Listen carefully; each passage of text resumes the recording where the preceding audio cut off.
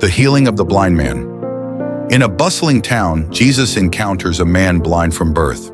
He makes mud with his saliva, applies it to the man's eyes, and instructs him to wash in the pool of Siloam. Miraculously, the man can see.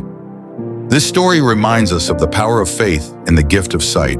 John 9:1-12. The woman with the issue of blood. A woman suffering for 12 long years believes that if she just touches Jesus' cloak, she will be healed. As she reaches out, Jesus feels the power leave him. He turns to her saying, "Your faith has healed you." This story emphasizes the strength of faith and the blessing of healing. Mark 5:25-34. The Prodigal Son.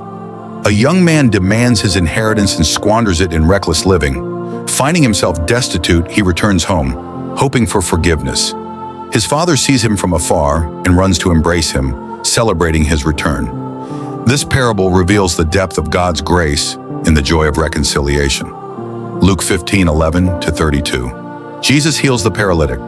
Four friends determined to help their paralyzed friend lower him through a roof to reach Jesus. Moved by their faith, Jesus forgives the man's sins and commands him to rise and walk. This story highlights the power of community and the miracle of healing. Mark 2:1-12.